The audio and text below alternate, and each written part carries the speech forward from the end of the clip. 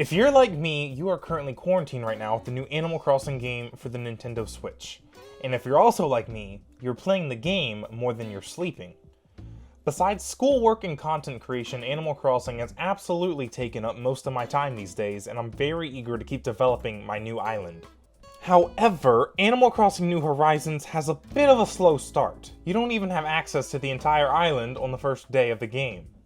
Animal Crossing New Horizons puts the player in an almost uncomfortable period of time where you're kind of just waiting for the next big thing. Every upgrade has prerequisites, but there could be days where you're just waiting for something to be constructed, or maybe you're just waiting for a villager to move in. The way Animal Crossing progresses is day by day in real time. New days bring new things, and that's the simple nature of the game, similar to real life. However, knowing something big is on the way in a few days can really test your patience as a player, especially when there's a way to bypass all of that. Considering all the new features, including terraforming, the fact that you have complete freedom over the outdoor furniture that you can place on the island, the ceiling for village design has never been higher. However, the floor you start on could possibly be the lowest as well, starting with only 2 villagers, no shops, not even a bridge.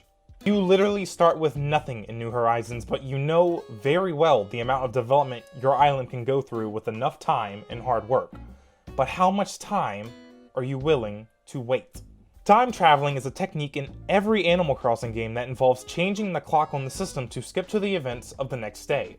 Resources replenish, any construction that was taking place is complete, basically skipping what would be the real-time wait for the next morning. However, as New Horizons has released, players from all other games inside the Switch community are coming together to play this game. The morality of time traveling has been questioned and even condemned as cheating by some players, citing that this defies the developers' intentions of how the game should be played. It sparked a bit of a war on Twitter at the moment. People showing off beautiful town designs in week 1 got showered with cheat shaming instead of compliments. In today's video, I wanted to take a closer look at why people in Animal Crossing time travel, and why people don't time travel in Animal Crossing, and most importantly, why both styles of play are okay. So let's get into the details here. Why do people time travel? There will be minor spoilers about basic island upgrades, just a warning if you wanted to avoid that. It is especially common among players beginning their new islands to time travel. The game, aforementioned, starts out very limiting with many of the big controlling features locked away. If you play in real time and do everything correctly, you don't even have access to the upgraded residence center, which hides many major abilities to change your island, including building more plots, more bridges, moving existing buildings.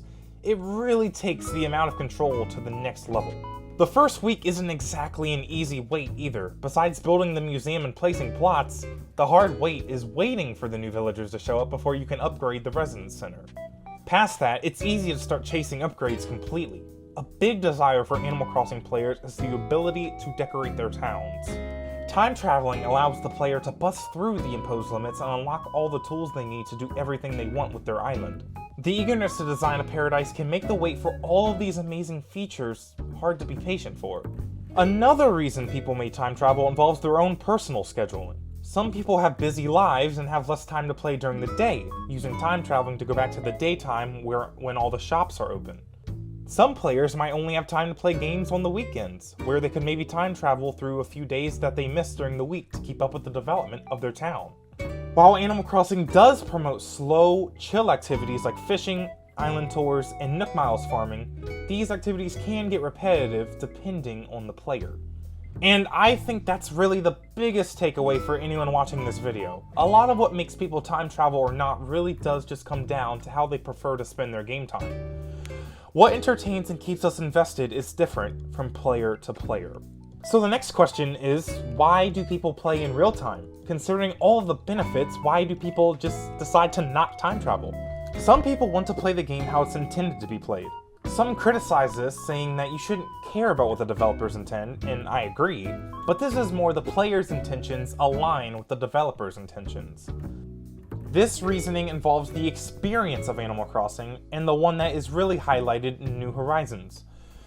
You are building up a literal deserted island with weeds, random flowers, and no inhabitants into a beautiful island paradise bustling with villagers, gardens, and whatever else that's in your dream island community.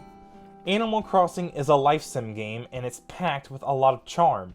Talking with your villagers as you uncover their personalities allows you to make more connections with them, and this is a part of the magic of Animal Crossing.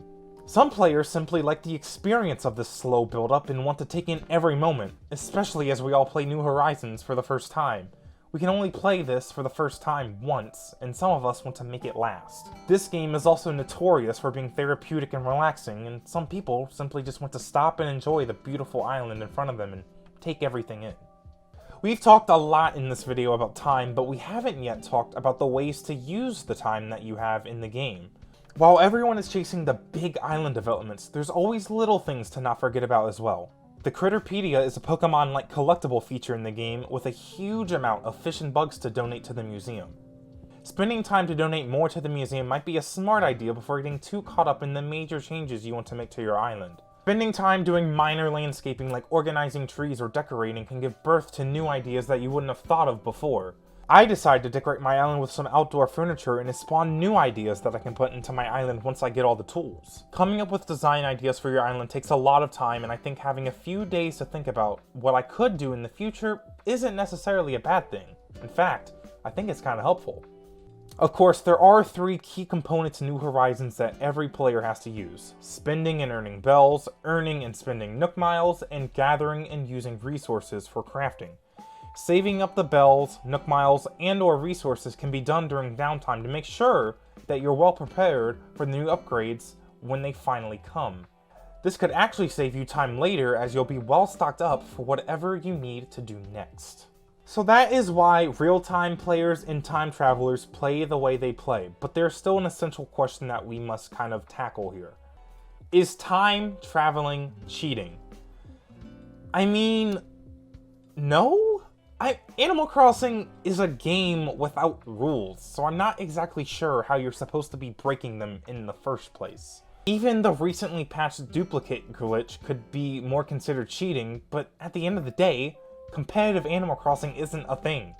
What one person does with their island is their way to play, and that's their business. You can almost think of it like playing Animal Crossing in creative mode, and well, that's kinda true. While Animal Crossing is a life simulation game, one of the main draws to it is the sandbox-like creativity, and that only got expanded on more in New Horizons. Both styles of play, however, appeal differently to different players, and if we want everyone to truly play fair, then I'm afraid the fairest thing for everyone is to play the game how they want to play it. You want to simulate a deserted island experience built from the ground up? Play in real time. But if you're here for the design and want to get started on it immediately, then go ahead, skip the waits and get to work on your masterpiece. Despite these 2 very different styles of play, however, it's quite nice to actually see both types of players live in harmony. When my town was still in early development, when I visited my friend's town, I got an early start on next month's fish. I also get to see all the upgraded shops that I can then look forward to for my own town. While some people may find that as spoilers, I personally do not mind.